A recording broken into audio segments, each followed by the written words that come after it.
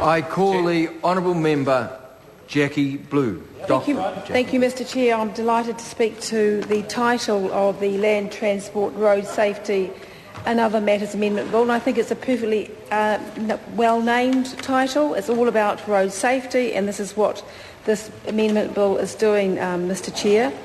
I was talking at the end of the first reading regarding our alcohol culture, so I'd like to pick up from there. And yes, we do have a youth drinking problem, and I know that the law reform bill that's currently in front of the House will go some way towards addressing that, and certainly youth has been targeted. But I really wanted to take the opportunity to talk about FebFast, because we didn't at the time, in the end of February when FebFast finished, and didn't have a time to acknowledge, because we had the Christchurch earthquake. It just really wasn't the opportunity or wasn't the right time to do it.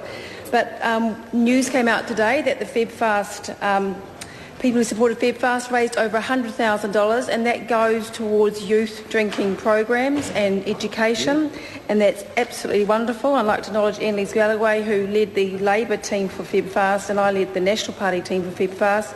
And I think as role models, as leaders, as MPs, we can do a lot to help change the culture of drinking in this country. And I think there's many ways that we need to look at this problem, not just through legislation. In many ways, change really comes from the ground up through the community, and it's often community driven. So I think well done everyone who supported FebFast, and I certainly look forward to next year's FebFast. So back to the Land Transport, Road Safety and Other Matters Amendment Bill. We haven't been doing so well in road safety, Mr Chair. The Minister told us earlier in the evening that we have bad statistics, 60%. We have our fatality rate is 60% worse in Australia, and we're lagging behind, and that's really that's not good enough. And the youth is at risk, along with obviously drivers who reoffend, who drink alcohol and are over the limit. But youth particularly are a concern. I talked in the first reading, in the first Part 1 speech, that youth, 15 to 24-year-olds, are overrepresented in the stats. They represent 14% of our population and equate to 60% of all licensed drivers. Yet in 2008, and these are quite shocking statistics, they were involved in around 37% of all fatal crashes. That's 37% of all fatal crashes, and 38% of all serious injury crashes. That's very, very sobering and very concerning. And we really, that's just not satisfactory. So we have to focus on youth, and this bill does exactly that. It calls for a zero alcohol limit. Importantly, I think education is a key part of this legislation.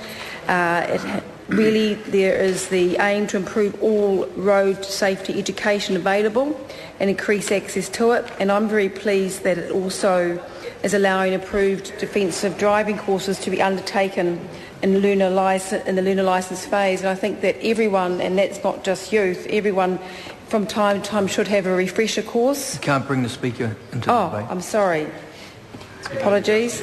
A refresher course would suit all members, everyone who drives in New Zealand, and it's something that everyone should consider from time to time.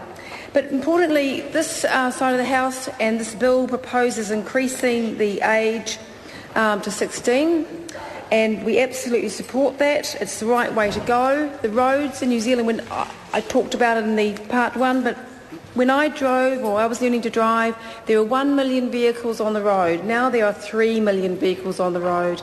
It's busier, the cars are more powerful, and you need your wits about you to drive, particularly in big cities. I'm sorry, the brain of a 15-year-old and the brain of a 16-year-old, I'm sure physiologically might be very similar, but I think in maturity it's worlds apart. I think every year that you can get before a person embarks on driving, which uses a lot of sensory information and coordination, I think is the driver is better for it.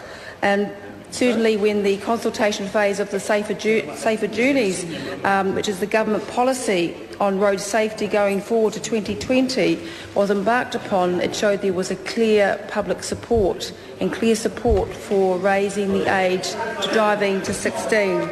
So this side of the road stands by that. There's no question about that.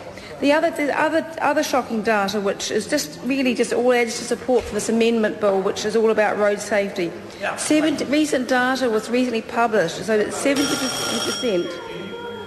I call the honourable member Ian